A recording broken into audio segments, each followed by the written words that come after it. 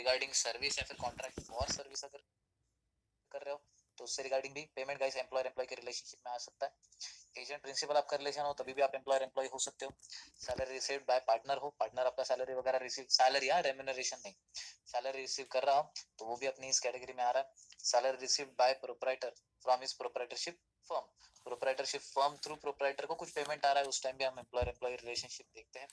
Next remuneration to director, sitting fees ये other sources में जाती है, बट अगर डायरेक्टर को कोई रेम्यूनरेशन मिलता है तो वो भी हमारे एम्प्लॉयर एम्प्लॉय रिलेशनशिप की कैटेगरी में आ जाएगा। Pension received by window, window को जो पेंशन मिलेगा गाइस वो भी हमारे सैलरी के पार्ट में कवर हो जाता है। लास्ट रेम्यूनरेशन रिसीव्ड बाय जजेस, जजेस को भी जो रेम्यूनरेशन मिलेगा वो एम्प्लॉयर एम्प्लॉय रिलेशनशिप की कैटेगरी में हम इंक्लूड कर देते हैं। कुछ इंपॉर्टेंट पॉइंट्स थे हमने जो लिख के लिए, जैसे कि salary taxable on the basis of due और received whichever is earlier. Guys due means क्या बनता है, हमें मिलना चाहिए या फिर मिल गया, इन दोनों में से व्हिचएवर इज अर्लियर है ना, वो हमारे लिए इंपॉर्टेंट वाला डेट हो जाएगा, उस दिन हमारा सैलरी टैक्सेबल हो जाएगा। Next, salary received by partner from partnership firm shall be taxable under the head PGBP.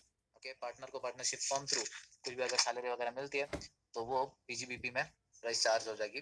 And salary foregone is always taxable since it is merely application of income. Salary surrender to central government shall not be treated as salary. अगर central government को कोई salary हम surrender कर देते हैं तो उसे हम सैलरी ट्रीट ही नहीं करेंगे, क्योंकि टैक्स कलेक्शन का गाइस, डीटी का टैक्स कलेक्शन का जिम्मा ही गाइस सेंट्रल गवर्नमेंट को दिया जाता है। उसके बाद हमने सैलरी का पूरा फॉर्मेट देखा था, जैसे कि मैं सीरियली अभी बोल रहा हूँ वैसे ही हमने उसके अलग अलग नोट्स भी लिखे थे। ये फॉर्मेट हम सारे लोगों का लर्न है गाइस, तभी भी मैं एक बार रिपीट कर रहा हूँ ताकि अपने आंखों के सामने से वो चला जाए। अपने नोट्स के ऊपर ध्यान दो। देखिए, हमने स्टेटमेंट लिखा था, उसमें ऊपर तो name of the assessee, residential status उसके नीचे, और बाजू में गाइस असेसमेंट ईयर और प्रीवियस ईयर, अपना स्टैंडर्ड फॉर्मेट है, इसी में अपने को आंसर लिखना है। पर्टिकुलर, नोट नंबर और अमाउंट, तो नोट नंबर तो सीरियली गाइस अपने 17 तक थे, मैं अभी पर्टिकुलर्स देख रहा हूँ। Basic salary, DA, commission, bonus, advance salary और arrear salary, gratuity, pension, leave salary, allowances, PF, VRS, superannuation fund, retrenchment compensation, perquisite, इतनी सारी चीजें सीरियली आने के बाद इनका टोटल हमारे लिए बन जाएगा गाइस ग्रॉस सैलरी। इसमें से हम रिड्यूस करते हैं डिडक्शन अंडर सेक्शन 16, जो कि आएगा प्रोफेशनल टैक्स, एंटरटेनमेंट अलाउंस और स्टैंडर्ड डिडक्शन। ये तीनों भी लेस करने के बाद अपना जो अमाउंट आएगा उसे हम नेट सैलरी बोलते हैं। ओके, ये अभी जो हमने 17 पॉइंट्स देखे उसी का एक्सप्लेनेशन एक एक पॉइंट करके हमें आगे देखना है। So note number 1 is basic salary. Basic salary जो है वो फुल्ली टैक्सेबल कैटेगरी में आती है। नोट नंबर 2 जो कि है DA, DA is fully taxable whether it is in terms और not in terms. Okay, in terms not in terms guys means क्या, सिंपल बात कि वो रिटायरमेंट बेनिफिट से रिगार्डिंग है या फिर नहीं है। हमने यहाँ पे गाइस एक ब्रैकेट में लिख लिया था, फॉर्मिंग पार्ट मींस क्या, ब्रैकेट वाला पार्ट, वो आपको क्वेश्चन में दे देगा। ठीक है, प्रैक्टिकल जिस टाइम हम सॉल्व कर रहे हैं उस टाइम हम देखने ही वाले हैं कि ये एक्चुअल में है क्या, बट डीए है गाइस वो फुली टैक्सेबल रहेगा, ये हमें याद रखना है। नोट नंबर 3, कमीशन, कमीशन चाहे किसी भी प्रकार का हो, टर्नओवर का हो या फिर अदर भी हो, फुली टैक्सेबल कैटेगरी में आ जाएगा। आगे नोट नंबर 4 हमने देखा bonus, it is taxable on receipt basis, it is only declared and not given then it should be ignored. ये रिसिप्ट बेसिस पे बोनस मुझे मिला तो टैक्सेबल, खाली उन्होंने डिक्लेयर किया है मिला नहीं तो टैक्सेबल होगा क्या, बिल्कुल भी नहीं। Next guys, note number 5, advance and arrear salary. Advance salary guys हम आगे का पहले ही अभी उठा लेते हैं, बट लोन स्वरूप में उठाया तो उसे हम एडवांस सैलरी नहीं कहेंगे, अदरवाइज ये टैक्सेबल हो जाता है रिसिप्ट बेसिस पे। और एरियर सैलरी, पुराना सैलरी, कुछ तो भी डिस्प्यूट वगैरह हो गया था तो अपना 6 महीने का सैलरी दिया ही नहीं था, डिस्प्यूट रिजॉल्व हो गया, हम इनोसेंट प्रूव हो गए। ओके, या फिर रेट्रोस्पेक्टिव कोई इफेक्ट था, 6 महीने पहले से हमें सैलरी बढ़ा के मिलने वाला था, बट आज वो पूरा का पूरा मिल रहा है, तो 6 महीने का पूरा जो बढ़ा हुआ सैलरी वो आज ही हमें मिलेगा। ये क्या है, ये एरियर सैलरी, जो हमें पुराना सैलरी था वो हमें अभी मिला, तो ये दोनों भी गाइस रिसिप्ट बेसिस पे टैक्सेबल हो जाएंगे, जिस टाइम रिसीव्ड हुआ उस टाइम। तो ये हमने देखे गाइस टोटल नोट नंबर 5। उसके बाद note number 6 that is gratuity. तो ग्रेचुइटी ये हमारा अभी फ्लो चार्ट के स्वरूप में शुरू हो जाता है। हम सारे लोगों के सामने गाइस नोट्स होने चाहिए, बहुत ज्यादा जरूरी है, अगर नोट्स है तो ये आपको फटाफट ये सारी चीजें समझ में आ रही है। तो हम ग्रेचुइटी जो कि रिटायरमेंट बेनिफिट है, ये gratuity payment of gratuity act 1972 के अंडर कवर होता है। बहुत सारे एम्प्लॉयमेंट एस्टैब्लिशमेंट्स को गाइस ये कंपलसरी गवर्नमेंट थ्रू अप्लाई किया जाता है। तो ये देखते हैं ग्रेचुटी। अगर हमने गाइस ग्रेचुटी एम्प्लॉयमेंट के दौरान रिसीव की तो वो फुल्ली टैक्सेबल हो जाएगी। बट अगर चाहे वो गवर्नमेंट एम्प्लॉय हो या फिर कोई भी एम्प्लॉय हो, ओके, गवर्नमेंट हो या फिर नॉन गवर्नमेंट हो, वी डोंट केयर, टैक्सेबल सबको हो जाएगा। अगर इन बिटवीन एम्प्लॉयमेंट मींस क्या हम काम कर रहे हैं उस टाइम रिसीव कर रहे हैं। बट हम ग्रेचुटी अगर रिटायरमेंट के टाइम रिसीव कर रहे हैं तो देखिए एग्जम्पशन हमने दो पार्ट में देखे। उसका एग्जम्पशन का सेक्शन भी अपने को मालूम है, section 10 subsection 10, okay. Government employee तो वो फुल्ली एग्जम्प्ट कैटेगरी में आ जाएगा, और अदर एम्प्लॉय अगर है तो उसमें हमने दो पार्ट किए थे, एक पोगा एम्प्लॉय और दूसरा non POGA employ. POGA payment of gratuity act, okay, और दूसरा नॉन पोगा। अगर पोगा एम्प्लॉय है तो उसमें तीन condition. Number one guys, 15/26 into salary per month into number of years of completion of service. 15/26 into salary per month into number of years of completion of service, और actual amount received और maximum of rupees 20 lakh. इन तीनों में से whichever is lower रहेगा वो हमारे लिए important हो जाएगा, वो हमें exemption बोल के अमाउंट मिल जाएगा। ओके, यहाँ पे गाइस जो नंबर ऑफ इयर्स कंप्लीटेड है वहाँ पे राउंडिंग ऑफ ये सर्विस अवेलेबल है। और सेकंड हमने देखा जो नॉन पोगा एम्प्लॉय है, ठीक है, मींस क्या पेमेंट ऑफ ग्रेचुटी एक्ट में अगर आप कवर नहीं हो तो देखिए एग्जाम्प्ट आपका कितना अमाउंट होगा, 1/2 into average salary per month into number of years of completion of service, second actual amount received, और third maximum of ₹20 lakh। दोनों में भी सीलिंग गाइस 20 लाख ही है। दोनों भी कंडीशंस में गाइस whichever is lower, तीन में से जो लोअर रहेगा वो हम एग्जम्पशन कैटेगरी के लिए आ जाएगा, ओके। और यहाँ पे guys rounding off facility available नहीं है। जो number of years of completion of service है, राउंडिंग ऑफ मींस क्या, 11 साल 7 महीना रहा, 6 या फिर उससे आगे वाले महीने हैं तो हम 12 साल में उसे कन्वर्ट कर देते हैं, जहाँ पे राउंडिंग ऑफ फैसिलिटी अवेलेबल है वहां पे। यहाँ पे गाइस सेकंड वाले इसमें मींस नॉन पोगा एम्प्लॉय में अवेलेबल नहीं है, पोगा एम्प्लॉय में अवेलेबल है। सो ये तीन कंडीशन हमने देखे। सैलरी पर मंथ मींस क्या, तो बेसिक और डीए, इनका टोटल जो आएगा वो हमारे लिए गाइस सैलरी पर मंथ होगा। और एवरेज सैलरी पर मंथ क्या, बेसिक, डीए ब्रैकेट वाला और कमीशन टर्नओवर वाला, इन तीनों का भी गाइस जो टोटल होगा 10 महीनों का एवरेज, वो हमारे लिए एवरेज सैलरी पर मंथ कहलाएगा। ओके, नेक्स्ट गाइस हमने नोट नंबर 7 देखा, दैट इज पेंशन। पेंशन में हमने अनकम्यूटेड पेंशन देखा, मींस क्या, मंथली बेसिस पे अगर हम पेंशन रिसीव कर रहे हैं तो टैक्सेबल फॉर ऑल एम्प्लॉइज, चाहे गवर्नमेंट हो नॉन गवर्नमेंट हो, आपका पेंशन कैसे टैक्सेबल हो जाएगा।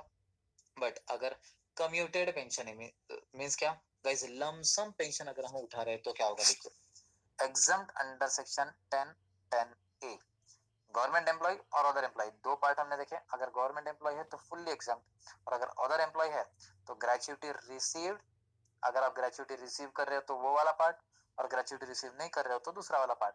अगर आप ग्रेचुटी रिसीव करते हो तो 1/3 ऑफ टोटल पेंशन इतना अपना एग्जम्प्ट वाला अमाउंट हो जाएगा, और अगर आप ग्रेचुटी रिसीव नहीं कर रहे हो तो half amount of total pension, आपको जितना भी टोटल पेंशन रिसीव हो रहा है उसका हाफ गाइस अपने को डिडक्शन बोल के मींस क्या, एग्जम्पशन बोल के मिल जाएगा।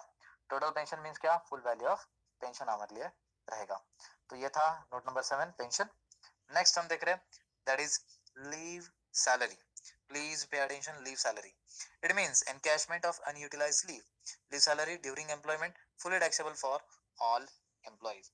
अगर लीव सैलरी का कंसेप्ट हमने देखा था कि आपको अप्रोक्सीमेटली साल भर में एक 30 छुट्टियां वगैरह दी है, जितने भी कंप्लीटेड ईयर्स हैं उसमें आपने उतनी छुट्टियां आप ले सकते हो और पेड लीव्स रहती है। बट अगर आप नहीं लेते हो तो आपको गाइस उसका कंपेंसेशन मिलेगा, ओके, जिसे हम क्या कहते हैं गाइस, लीव क्रेडिट, ओके, या फिर लीव सैलरी। तो उसमें हमने फर्स्ट पॉइंट देखा, अगर ड्यूरिंग एम्प्लॉयमेंट आपने उठाया पैसा तो फुली टैक्सेबल इसमें आ जाएगा। But leave salary at the time of retirement, अगर आप रिटायरमेंट में लेते हो तो एग्जम्पशन अंडर सेक्शन 10 ब्रैकेट में 10 डबल है मींस क्या, सेक्शन 10 सबसेक्शन 10(a) याद रखना ये चीज। तो इसके तहत अपने को एग्जम्पशन मिलने वाला है। उसमें हमने दो पार्ट देखे, अगर गवर्नमेंट एम्प्लॉय है तो वैसे तो फुल्ली एग्जम्प्ट है, वैसे भी हमने देखा गाइस गवर्नमेंट एम्प्लॉय को मैक्सिमम चीजें फुल्ली एग्जम्प्ट की कैटेगरी में ही जा रही है। अदर एम्प्लॉय एग्जम्प्ट अमाउंट तो उसमें चार कैटेगरीज हमने दी, कौन सी, leave credit into average salary per month, 10 months into average salary per month, third actual amount received, और मैक्सिमम गाइस इसका सीलिंग कितना है, तो 3 लाख रुपीज। इन चारों में से विच एवर इज लोअर, वो अमाउंट हमारा एग्जम्प्ट बोल के आ जाएगा लीव सैलरी की कैटेगरी में। सो लीव सैलरी का गाइस जो एवरेज हमें लेना है, तो average of last 10 month up to date of retirement, जिस टाइम अपना रिटायरमेंट का डेट रहेगा उसके पहले के 10 महीनों का गाइस एवरेज हमें लेना है। उसके थ्रू हम एवरेज सैलरी पर मंथ निकालने वाले हैं। Average salary per month obviously वही फॉर्मूला है, बेसिक डीए ब्रैकेट वाला मींस इन टर्म वाला, और कमीशन टर्नओवर वाला। वंस अगेन 10 महीने वाला, जैसे कि हमने लास्ट वाले इसमें किया था। कौन सा लास्ट वाला, तो गाइस वो है ग्रेचुइटी वाला, जो अपना एवरेज सैलरी पर मंथ है ना, उसी का डेफिनेशन यहाँ पे कवर किया गया है। लीव क्रेडिट मींस क्या, जितने आपको लीव अलाउ किए थे उसमें से लीव आपने कितने लिए वो लेस कर दिए, तो आपने लीव क्रेडिट आ जाएगी। ओके, नेक्स्ट हमने देखा guys note number 9। Okay, just a second.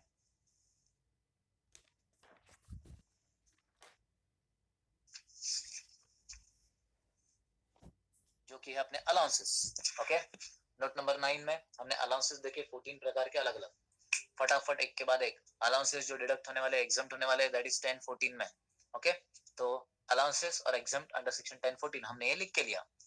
पहला अलाउंस था गाइस कम्युटेशन या फिर ट्रांसपोर्ट अलाउंस, मींस क्या ऑफिस से घर, घर से ऑफिस ये जाने वाला जो अलाउंस है अपना, वो एग्जम्प्ट कितना हो जाएगा, मैक्सिमम 3200 पर, ये पर मंथ है पहली चीज तो, 3200 पर मंथ है। और ये जो एग्जम्पशन है गाइस वो किसे अवेलेबल है, तो ब्लाइंड या फिर डेफ या फिर डम और हैंडीकैप, ऐसे जो लोग हैं जो गाइस इजीली ट्रैवल करना कैपेबल, मींस उसके लिए कैपेबल नहीं है, उनके लिए गाइस 3200 पर मंथ इतना एग्जम्प्ट उन्होंने किया है। नेक्स्ट चिल्ड्रन एजुकेशन अलाउंस है, तो 100 per month per child for maximum 2 child. Children hostel allowance है 300 per month per child, PMTC, maximum 2 child. Underground allowance guys mines में अगर आप काम कर रहे हो तो उसमें 100 पर मंथ मैक्सिमम इतना अमाउंट एग्जम्प्ट हो जाएगा। ट्राइबल एरिया अलाउंस है, तो मैक्सिमम गाइस 200 पर मंथ इतना एग्जम्प्ट हो जाएगा। Allowance to employees of transport undertaking, guys transport undertaking में अगर आप काम कर रहे हो तो दो चीजें, नंबर 1 अमाउंट रिसीव्ड इनटू 70% और 10,000 पर मंथ, इन दोनों में से विचएवर इज लोअर रहेगा वो हमारे लिए एग्जम्प्ट कैटेगरी में चला जाएगा। नेक्स्ट हमने टीसी उधार देखा था, दैट इज ट्रैवलिंग और tour allowance, convince allowance, uniform allowance, daily allowance, helper allowance, research allowance और एकेडमिक अलाउंस। ये अगर आप इसमें आपको अलाउंसेस ये मिल रहे हैं, तो जितना अमाउंट आपने स्पेंड किया उतना आपको एग्जम्पशन मिलेगा। नेक्स्ट था 13 जो कि हमारे लिए बहुत ज्यादा इंपॉर्टेंट है, that is HRA, house rent allowance, exempt under section 10 13A। 10-14 ऊपर वाला तक अपना बॉक्स जब तक बनाया था तब तक था, इसका सेक्शन बदल गया है, ये एमसीक्यू में आ सकता है गाइस, ये याद रखना है 10-13A। तीन कंडीशन 40 और 50% ऑफ सैलरी, सैलरी का डेफिनेशन वंस अगेन बेसिक ये ब्रैकेट वाला, कमीशन टर्नओवर वाला, सेकंड एक्चुअल अमाउंट रिसीव्ड, और third rent paid minus 10% of salary. 50% किसके लिए गाइस, तो मेट्रो सिटीज उन्होंने स्टेटेड है, मुंबई, दिल्ली, चेन्नई, कलकत्ता, और 40% गाइस अदर सिटीज। अगर हम औरंगाबाद में रह रहे हैं, महाराष्ट्र औरंगाबाद में हम अगर रह रहे हैं तो हमारे लिए 40% ही रहेगा क्योंकि अपनी मेट्रो सिटी है नहीं। नेक्स्ट है 14 all other allowances are fully taxable. वैसे एंटरटेनमेंट अलाउंस अपना नोट 16 तो हमने लिखा है, बट इसके अलावा ये जो 13 हमने ऊपर देखे, इसके अलावा कोई भी अलाउंस अगर रहा तो हमारे लिए वो फुल्ली टैक्सेबल कैटेगरी में चला जाएगा। नेक्स्ट हमने देखा दैट इज नोट नंबर 10 जो कि है पीएफ। ओके, प्रोविडेंट फंड, बहुत ज्यादा इंपॉर्टेंट वाला पार्ट गाइस, सबने ध्यान से सुनना है। Okay, provident fund, just a second.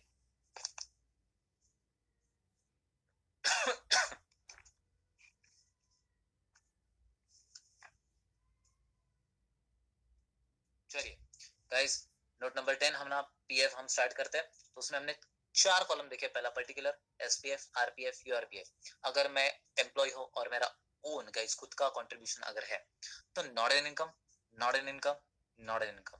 अगर contribution by employer guys, employer कुछ कंट्रीब्यूट करता है तो देखिए फुल्ली एग्जम्प्ट, अगर एसपीएफ है तो, आरपीएफ है तो exempt eight the rate 12% of salary. Salary का डेफिनेशन वंस अगेन वही है, सैलरी क्या, बेसिक डीए ब्रैकेट वाला, कमीशन टर्नओवर वाला, एंड लास्ट गाइस यूआरपीएफ है तो उधर भी फुल्ली एग्जाम्प्ट है। अगर ये दोनों अभी अपना गाइस एक अकाउंट में पैसा जमा होता है, उसके ऊपर इंटरेस्ट भी मिलेगा। इंटरेस्ट अगर क्रेडिट हो रहा है, देखिए एसपीएफ है तो फुल्ली एग्जाम्प्ट, आरपीएफ है तो 9.5% पर एनम, ओके, इतना इंटरेस्ट अपना एग्जाम्प्ट हो जाएगा, और यूआरपीएफ है तो फुल्ली एग्जाम्प्ट। अगर लमसम हम अमाउंट रिसीव कर रहे हैं एसपीएफ का तो फुल्ली एग्जाम्प्ट, आरपीएफ का तो नोट ए, और यूआरपीएफ का तो नोट बी। नोट ए क्या कह रहा है, देखो लमसम विड्रॉ आप कर रहे हो तो आपको दोनों में से एक कंडीशन फुलफिल करनी पड़ेगी। नंबर 1, आपको आरपीएफ का अकाउंट गाइस एटलीस्ट 5 सालों तक मेंटेन करना है। अगर आप आरपीएफ मींस क्या, रिकॉग्नाइज्ड प्रोविडेंट फंड का अकाउंट 5 साल तक मेंटेन नहीं कर रहे हो तो और वाला कंडीशन आ जाएगा।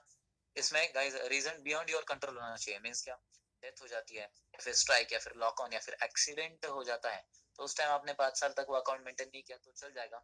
अदरवाइज गाइस अपने को देखना है उसका ट्रीटमेंट हो जाएगा नोट बी की तरह, जो कि हमारा यूआरपीएफ का भी पॉइंट है। तो नोट बी में हमने क्या देखा, दो हमने कॉलम बनाए, पहला तो डिटेल और दूसरा ट्रीटमेंट। अगर ओन मेरा खुद का कंट्रीब्यूशन है एम्प्लॉय का तो उसे हम नील, मतलब क्या, कुछ भी नहीं, उसके ऊपर कुछ भी टैक्स नहीं लगेंगे। Next guys, interest on own contribution taxable under other sources. और गाइस एम्प्लॉयर का कंट्रीब्यूशन और उसके ऊपर का जो इंटरेस्ट है वो हमारा taxable under the head salary हो जाएगा। ओके, तो ये तो हमने देखा गाइस नोट नंबर 10। नेक्स्ट हमें देखना है that is VRS, voluntary retirement scheme. इसमें के 4 कंडीशन थे, 4 कंडीशन, उसमें से हम ये देखते थे कि कौन सा हमें विचेवर इज लोअर वाला डिडक्ट करना है। तो इसमें 4 कंडीशन, इसका सेक्शन गाइस 10 10C, ये भी याद रखना। 4 point, number 1 salary per month into 3 month into number of years of completion of service. ठीक है, जितना भी फ्रैक्शन है उतना अपने को इग्नोर कर देना है गाइस, मींस क्या, साल पूरा है तो ही यहाँ पे लेने का। once again salary per month into 3 month into number of years of completion of service. second हमने देखा that is salary per month into number of remaining months of service। अभी VRS दिया है, आपकी सर्विस बाकी थी तो सैलरी पर मंथ आपको कितना मिल रहा था into remaining months of service है, कितने मंथ अपनी सर्विस बाकी थी। थर्ड, एक्चुअल अमाउंट रिसीव्ड, कितना एक्चुअल मिला है, और मैक्सिमम गाइस सीलिंग 5 लाख रुपया। यहाँ पे भी सैलरी पर मंथ का वही डेफिनेशन है, बेसिक ये ब्रैकेट वाला और कमीशन टर्नओवर वाला। ओके, नेक्स्ट है गाइस अपना note number 12 that is superannuation fund. Okay, superannuation fund का भी हमने एक डायग्राम बनाया था गाइस। देखिए उसमें हमने लिखा था अगर एम्प्लॉय सुपर एन्युएशन फंड में खुद कंट्रीब्यूट करता है तो हमें इग्नोर करना है, उसके ऊपर का इंटरेस्ट अगर है तो वो भी एग्जम्प्ट है। बट एम्प्लॉयर का अगर कंट्रीब्यूशन है तो देखिए exempt up to rupees 1.5 lakh, 1.5 lakh तक का पर एनम गाइस अपने को एग्जम्पशन मिल सकता है। उसके आगे वाला पूरा का पूरा गाइस टैक्सेबल कैटेगरी में आ जाएगा। बट अगर हम लमसम अमाउंट गाइस रिसीव कर रहे हैं, लमसम अमाउंट अगर हम विड्रॉ करते हैं उसमें से, तो याद रखना कि वो पूरा का पूरा एग्जम्प्ट हो जाएगा अंडर सेक्शन 10(13). ओके, और अगर अनअप्रूव्ड सुपरएन्युएशन फंड है तो उसका ट्रीटमेंट सेम यूआरपीएफ मींस क्या, नोट बी, याद है अपने को अभी हमने किया, ओन कंट्रीब्यूशन नील, इंटरेस्ट अदर सोर्सेस, और एम्प्लॉयर का कंट्रीब्यूशन उसका ऊपर का इंटरेस्ट पूरा का पूरा सैलरी में टैक्सेबल हो जाएगा। उसी प्रकार से अपने को अनअप्रूव्ड सुपर एन्युएशन फंड का ट्रीटमेंट करना पड़ेगा। ओके, नेक्स्ट गाइस ये अपना नोट नंबर 12 हुआ। नेक्स्ट है note number 13 that is retrenchment benefit. Okay, note number 13 अपना that is retrenchment benefit. Retrenchment benefit के बारे में हमने देखा एग्जम्प्ट अंडर सेक्शन गाइस वो 10(10)B है। Okay, under section 10 subsection 10। Number 1 compensation as per industrial dispute act, और number 2 maximum of ₹5 lakh. तो ये compensation as per industrial dispute act कैसे हम सॉल्व करेंगे, तो 15/26 into average salary of last 3 month into number of years of completion of service.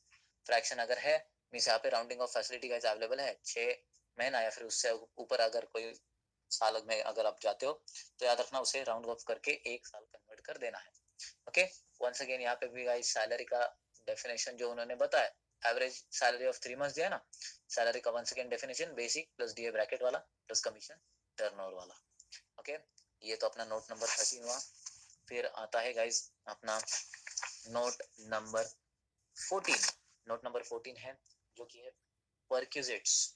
Okay, perquisite के बारे में तो हमने पूरा का पूरा डेटा देख लिया गाइस कि किस हिसाब से होता है और किस हिसाब से नहीं।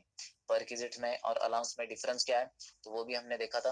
पहली चीज तो हम ये परक्यूजिट के बारे में थोड़ा बहुत देख लेते हैं। Section 17 subsection 2, it means extra benefit of offered by employer to employee. It may be monetary or non-monetary. Guys, employer को कुछ एडिशनल बेनिफिट अलॉट करता है, चाहे वो पैसे से रिलेटेड हो या फिर पैसे से रिलेटेड ना हो। Okay, different between allowance and perquisite. तो अलाउंस का डिफरेंस और परक्यूजिट में क्या डिफरेंस है आइए देखते हैं। It means monthly fix amount. ये जो अलाउंस है गाइस ये मंथली फिक्स अमाउंट है आपको, ये मिलने वाला सैलरी में ऐड होके। बट परक्यूजिट मींस ऐसा नहीं है, फैसिलिटी आपको एम्प्लॉयर प्रोवाइड कर रहा है। आप जितने भी एक्चुअल एक्सपेंडिचर करोगे ना वो आपको एम्प्लॉयर वापस दे देगा। ये है एडिशनल आपको बेनिफिट। ओके, परक्यूजिट से रिलेटेड। उसमें हमने देखा number 1 leave travel concession exam है गाइस वो 10(5) के तहत। उसमें 3 चीजें हमने देखी। पहले तो आप ट्रैवल कर रहे हो तो बाय एयर करोगे या फिर रेलवे या फिर बस या फिर अदर कोई मोड। तो अगर आप एयर थ्रू कर रहे हो तो उसमें 2 पॉइंट एक्चुअल एक्सपेंडिचर और एयर इंडिया का गाइस इकोनॉमिक क्लास का जो फेयर है, इन दोनों में से व्हिचएवर इज लोअर वो हमारे लिए एग्जम्प्ट हो जाएगा। प्लीज गाइज एग्जम्प्ट है या टैक्सेबल है इसके ऊपर प्लीज ध्यान देना। हाँ, सेकेंड गाइज अगर एयर नहीं है तो आप एनी अदर मोड मींस क्या रेलवे थ्रू जा सकते हो। अगर आप रेलवे थ्रू गए तो एक्चुअल एक्सपेंडिचर और रेलवे का फर्स्ट क्लास का जो टिकट रहता है एसी वाला फेयर, इन दोनों में से व्हिचएवर इज लोअर उतना एग्जम्प्ट हो जाएगा। अगर रेलवे फैसिलिटी भी अवेलेबल नहीं है तो देखो आप रिकॉग्नाइज ट्रांसपोर्ट फैसिलिटी जो अवेलेबल है उसके थ्रू जाओगे तो उसमें एक्चुअल एक्सपेंडिचर और डीलक्स क्लास बस फेयर जो है इन दोनों में से व्हिचएवर इज लोअर इतना एग्जम्प्ट अमाउंट अपन ले सकते हैं।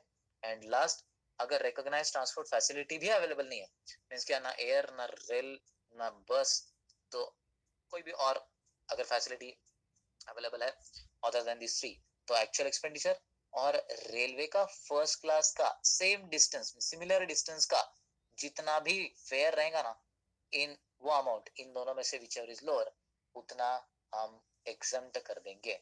ओके, लीव ट्रैवल कंसेशन किसके किसके लिए गाइस अलाउड है तो एम्प्लॉय, उसके स्पाउस, चिल्ड्रन या फिर डिपेंडेंट रिलेटिव जो है that is mother father brother sister, इनके लिए वो अलाउड है। एलटीसी अवेलेबल गाइस 2 चिल्ड्रन के लिए है जो कि बॉर्न ऑन और आफ्टर 1/10/1998 1/10/1998 के बाद गाइस पैदा हो रहा है। तो उन्हें हमने एक छोटा सा पॉइंट भी देखा कि फर्स्ट टाइम में एक ही चाइल्ड था आपको, दूसरे टाइम पे अगर ट्विंस हो गए तो ये तीनों को भी वो एग्जम्पशन मिलेगा लीव ट्रैवल कंसेशन का। बट अगर पहले टाइम आपको ट्विन हुआ है और दूसरी बार में आपको एक ही बच्चा हुआ तो वो जो पहले 2 बच्चे दैट इज ट्विन उन्हीं को खाली एग्जम्पशन का बेनिफिट मिल सकता है। Okay, next guys, medical facility. उसमें हमने ए और बी 2 पार्ट देखे। पहला तो आप ट्रीटमेंट इंडिया में ले रहे हो या फिर ट्रीटमेंट आउटसाइड इंडिया ले रहे हो। अगर इंडिया में आपने ट्रीटमेंट ले लिया तो देखिए आप इंडिया में ट्रीटमेंट कहाँ पे लोगे, गवर्नमेंट हॉस्पिटल या फिर एम्प्लॉयर का ओन हॉस्पिटल लेते हो या फिर third guys recognise hospital, government recognise hospital कोई है। इनमें अगर आप ट्रीटमेंट लेते हो तो फुल्ली एग्जम्प्ट है, otherwise guys fully taxable category में आ जाएगा। और दूसरी बात, आप ट्रीटमेंट के लिए संजय दत्त भाई के जैसे यूएस जा सकते हो या फिर बाहर किधर जा सकते हो। तो देखिए अगर आपने वैसे किया तो बेनिफिट ऑफ ट्रीटमेंट और बेनिफिट ऑफ स्टे, ये गाइस आरबीआई ने जितना लिमिट स्पेसिफाई किया है ना उधर तक ही आपको एग्जम्पशन मिलेगा, उसके ऊपर का नहीं।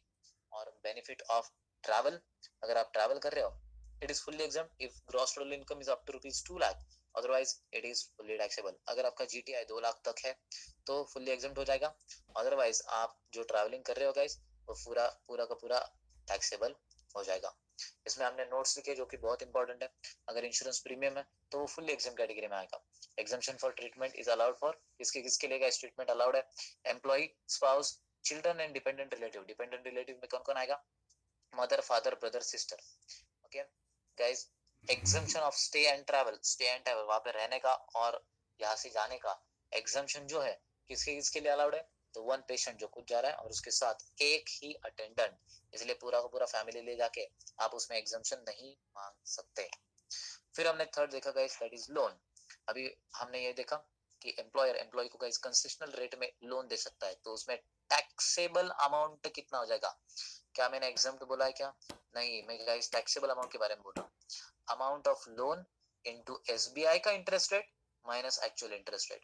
ठीक है, एसबीआई का इंटरेस्ट रेट और एक्चुअल इंटरेस्ट रेट उस वो एम्प्लॉयर ने जितना कोट किया इनको रिड्यूस करके लोन अमाउंट से मल्टीप्लाई कर दिया, दैट्स इट, अपना टैक्सेबल अमाउंट आ जाएगा जिसके ऊपर टैक्स लगने वाला है। Next, loan amount is up to ₹20,000, then interest benefit is not available. Okay, ये बेनिफिट अगर आपका लोन का अमाउंट 20,000 के आगे वाला है तो ही मिलेगा। If loan is taken for treatment of specified disease then interest benefit is not taxable even loan amount is more than 20,000।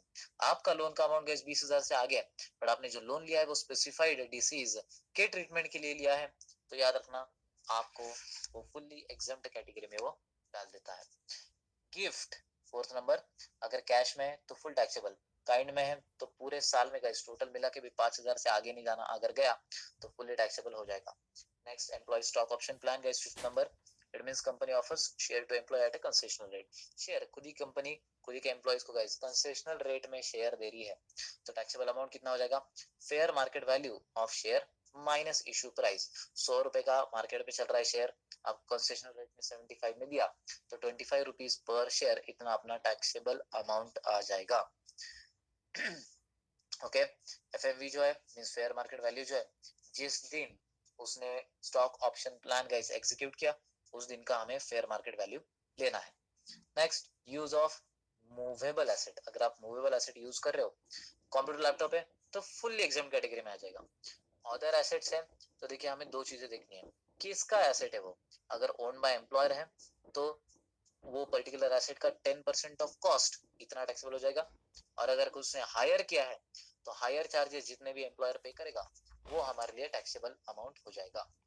Next, transfer of movable assets हम देख रहे हैं, computer laptop, car, any other asset. तो guys taxable amount computer या फिर laptop की इसमें return down value minus consideration, जितना अमाउंट आएगा वो हमारे लिए टैक्सेबल अमाउंट हो जाएगा। डब्ल्यूडीवी के लिए गाइस 50% डब्ल्यूडीवी मेथड से डेप्रिसिएशन चार्ज करना है, return down value method. Okay, next, car अगर है तो टैक्सेबल अमाउंट कितना? WDV minus consideration depreciation at the rate 20%।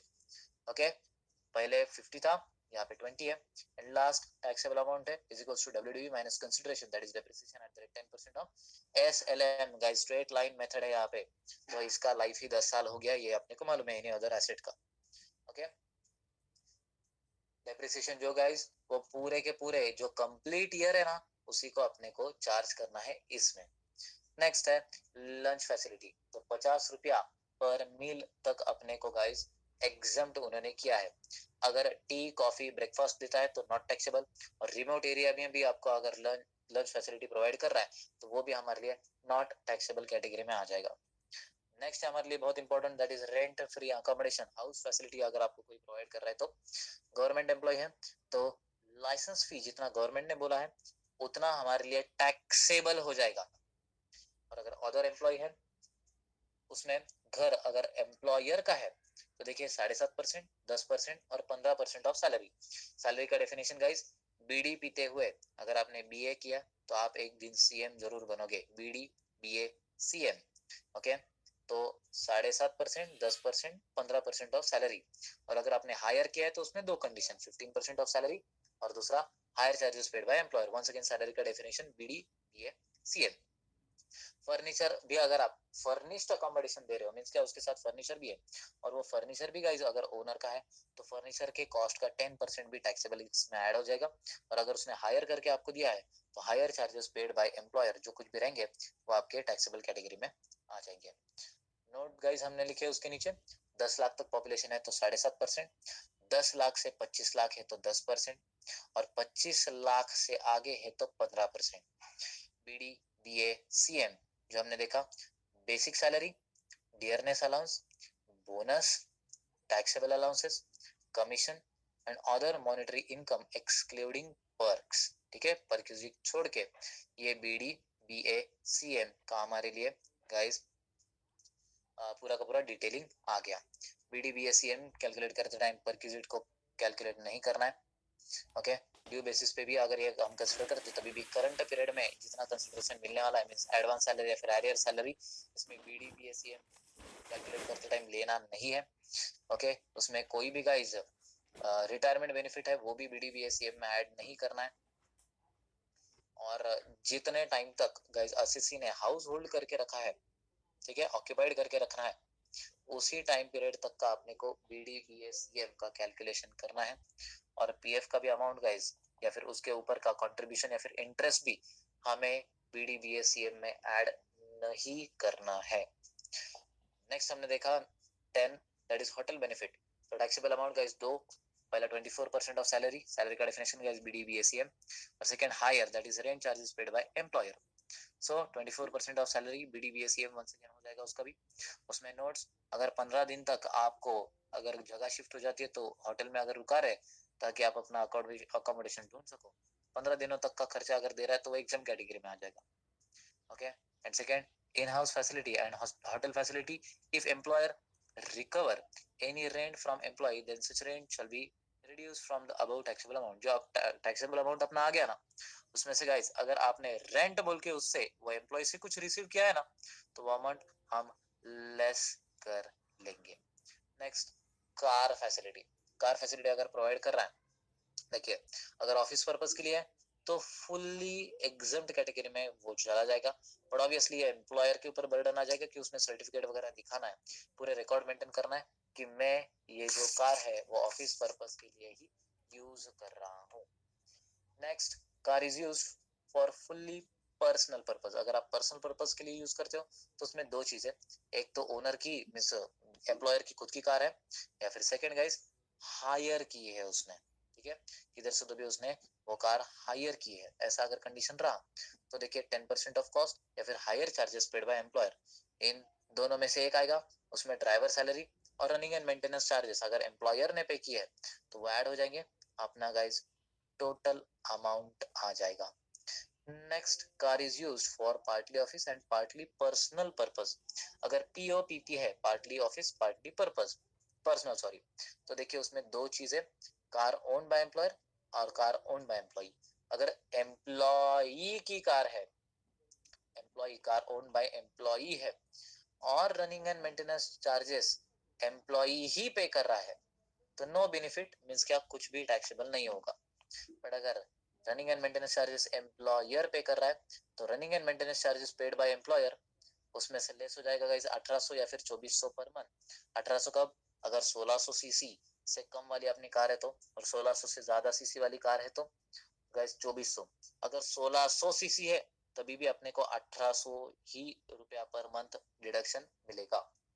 Second, अगर कार एम्प्लॉयर ओन करता है और running and maintenance charges employee पे कर रहा है तो टैक्सेबल अमाउंट कितना हो जाएगा हमारे लिए 600 पर मंथ या फिर 900 पर मंथ टैक्सेबल हो जाएगा।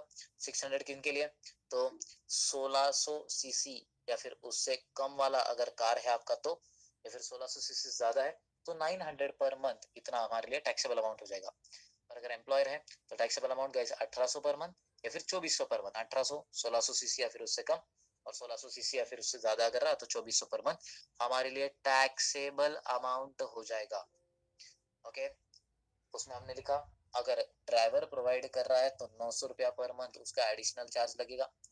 और सेकंड, अगर आपके पास दो कार उन्होंने दिया है एग्जाम में, आपने को दो कार उन्होंने दिया, तो पहला तो POPP पकड़ने का और दूसरा पर्सनल यूज के लिए लिया है ऐसा ट्रीट करके हम उसे दिखा देंगे। Next, education facility. Okay guys, ये परक्विजिट और अलाउंसेस इनमें डिफरेंस प्लीज समझना, खर्चा किया है तो ही मिलने वाला है। अगर एम्प्लॉय खुद के लिए करता है तो वो फुल एग्जाम, बट अगर उसके चिल्ड्रन के लिए कर रहा है तो देखिए value of education is up to ₹1000 per month तक हम पर चिल्ड्रन एग्जामेशन ले सकते हैं। हालांकि उसने ये चीज देखना है कि जो एजुकेशन है वो एम्प्लॉयर के खुद के इंस्टीट्यूट या फिर जिसके साथ ये एम्प्लॉयर के ऑर्गेनाइजेशन का टाई अप है उधर ही लेना है। अगर आपने उधर एजुकेशन नहीं लिया तो अपने को फुल्ली टैक्सेबल हो जाएगा। और गाइस, अदर रिलेटिव के लिए भी अगर आपने एजुकेशन फैसिलिटी के लिए खर्चा किया है उसका अलाउंस अगर आपको मिलता है तो याद रखना वो फुल्ली टैक्सेबल कैटेगरी में आ जाएगा। इसके अलावा गैस, इलेक्ट्रिसिटी, वाटर सप्लाई अगर है तो वो भी फुल्ली टैक्सेबल आ जाएगा। फ्री सर्वेंट अगर है तो वो भी फुल्ली टैक्सेबल आ जाएगा। और एनी अदर परक्विजिट अगर है तो वो भी फुल्ली टैक्सेबल आपके अलाउंसेस के कैटेगरी में आ जाएगा। कुछ एग्जम्प्ट कैटेगरीज हमने देखी थी 4 अलग अलग, वो भी हमारे लिए बहुत ज्यादा इंपॉर्टेंट है। तो नंबर 1 गाइस, टेलीफोन या फिर बिल पेड और रीइंबर्स। अपन रिसर्च वगैरह करते हैं गाइस, फुल एग्जाम कैटेगरी में उन्होंने डाला। एम्प्लॉई के चाइल्ड को गाइस अपन स्कॉलरशिप वगैरह दे रहे हैं, fully exempt. Okay, concessional reasonable price में गाइस हमने हमारे एम्प्लॉइज को गुड्स सेल किए, फुल्ली एग्जाम। ओके, और tax on non monetary perquisite paid by employer. Non monetary जो परक्विजिट्स है उसके ऊपर का जो टैक्स है अगर एम्प्लॉयर ने पे किया, फुल्ली एग्जाम कैटेगरी में आ जाएगा। ओके, नेक्स्ट हमने देखा guys note number 15, that is professional tax.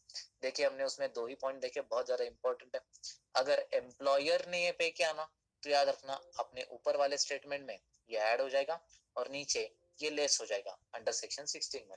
But अगर वही एम्प्लॉई ये प्रोफेशनल टैक्स भर रहा है तो गाइस वो खाली नीचे डिडक्शन अंडर सेक्शन 16 में लेस होगा, नथिंग एल्स। ओके, एम्प्लॉयमेंट मिलने पे गाइस टैक्स वो हमारे लिए प्रोफेशनल टैक्स हो जाएगा। एंटरटेनमेंट अलाउंस गाइस वैसे तो फुल सारे के सारे लोगों को टैक्सेबल है, बट अगर गवर्नमेंट एम्प्लॉय हो तो उसको कुछ एग्जेम्पशन उन्होंने दिया है। क्या? 20% ऑफ बेसिक सैलरी या फिर एक्चुअल अमाउंट या फिर मैक्सिमम 5,000, इन तीनों में से विच एवर इज लोअर रहेगा वो हमारे लिए एंटरटेनमेंट अलाउंस बोल के एग्जेम्प्ट आ जाएगा। Next note number 17 guys, a standard deduction of rupees 50,000 or the amount of salary whichever is lower, ये दोनों में से गाइस whichever is lower वाला अमाउंट हमारे लिए एग्जम्प्ट कैटेगरी में आ जाएगा। ओके एवरीवन, गाइस क्लियर है क्या एवरीवन?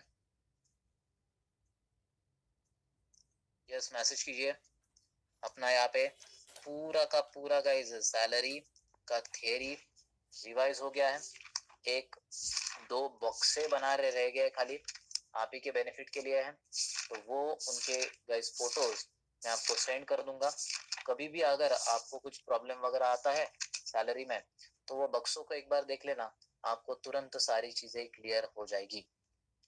ओके क्लियर है? जितना भी अपना सैलरी का थ्योरी हुआ, आकाश भाई रिकॉर्डिंग कंप्लीट हो गई क्या? Yes sir. ओके अभी बंद कर दे क्योंकि अभी गप्पे चलेंगे इसकी। ठीक ओके है सर। चलिए, सो सिंपल बात है, हमने पूरा का पूरा का सैलरी का थियरी देखा। लर्न जिस टाइम हम थियरी करेंगे अप्रोक्सीमेटली, आकाश कितने मिनट का हुआ है वो? 40 minutes approximately I think so. 37 minute. 37 minutes guys, approximately 37 minutes में अपना पूरा का पूरा थैलरी गाइस पूरा थियरी उसका सैलरी का पूरा कंप्लीट हो जाएगा। तो उसी हिसाब से कान में हेडफोन डालना है और अपने सामने अपने नोट्स रखने हैं। एक बार बड़बड़ बड़बड़ मेरी चालू हो जाएगी, दैट्स इट, एंड तक वो कंप्लीटली सुन लेना, आपका पूरा सैलरी का थियरी रिवाइज हो जाएगा। ओके तो गाइज नोट्स है, मैं उसके फोटोज आपको सेंड करता हूँ, वो कंपल्सरीली आपको आज लिखना है। क्लियर है क्या आपको? और किसी को कुछ भी डाउट वगैरह है तो आप कभी भी मुझे पूछ सकते हो, ये चीज आपको मालूम है। ठीक है, मैं गाइज वो फोटोज अभी ग्रुप पे सेंड कर रहा हूँ, just give me a second.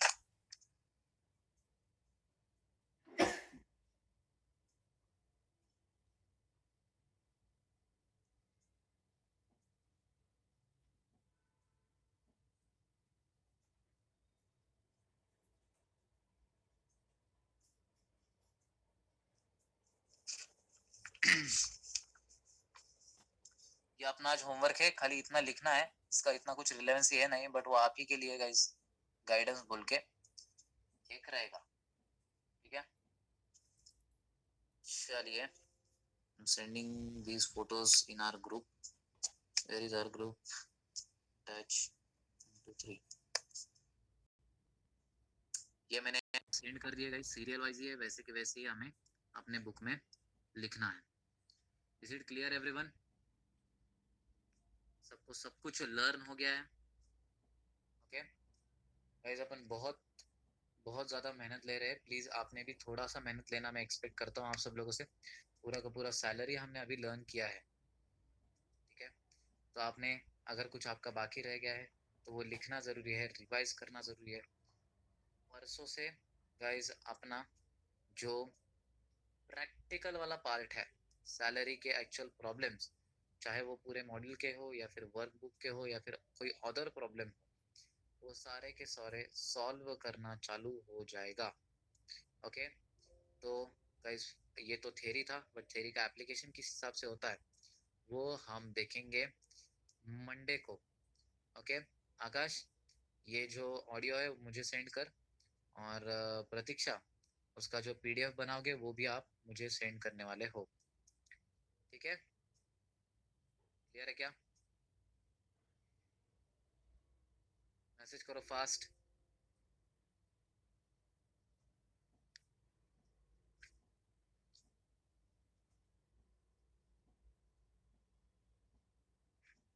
Vaishnavi, Shubhangi, Pranav, Chetan sir, प्रतीक्षा, दीक्षा, चैताली, स्नेहल, ऋत्विक, पूजा, वैष्णवी, राहुल, माधवी, सचिन, साक्षी, सावनी, अनुराग। ठीक है, ऋषभ भाई, सब लोग ओके बोल रहे हैं। परसों के दिन से अपना इसका प्रैक्टिकल चालू हो जाएगा guys. Will require 2 to 3 days to complete all the question and answers. Okay, अपने को क्वेश्चन के लिए गाइस जगह छोड़ना है। आंसर हमें जितना भी आंसर जिस दिन पूरा का पूरा जो प्रॉब्लम हो जाएगा उसका आंसर तुरंत अपना लेक्चर होने के बाद हमें सॉल्व करने के लिए लग जाना है। ठीक है, इसी फॉर्मेट में अपने सारे प्रॉब्लम्स होंगे। सारे गाइस प्रैक्टिकल प्रॉब्लम्स हमारे बुक में सॉल्व होना जरूरी है। हम गाइस लेक्चर में तो सॉल्व करने ही वाले, बट आपने एक बार ये भी ट्राई करना कि क्या बिना देखे मुझे ये सारी चीजें जम रही है या फिर नहीं जम रही है। ठीक है, प्रैक्टिकली गाइस बिना देखे एक बार ट्राई करना। क्लास में तो अपना देख के हो जाएगा, रादर मैं कंसेप्ट समझाऊंगा, अपनी थ्योरी समझाऊंगा, बट जैसे ही अपना लेक्चर हो जाता है वैसे ही अपना प्रैक्टिकल बुक लेना गाइस, और देखना कि बिना देखे क्या मुझे सॉल्व करना आ रहा है। और अगर आपको नहीं आ रहा तो तुरंत वो डाउट हो जाएगा। ओके, आंसर देख लेना है, तभी भी अगर आपको नहीं समझ रहा है तो मैं हूँ ही। इसी फॉर्मेट से हम पढ़ाई करने वाले हैं।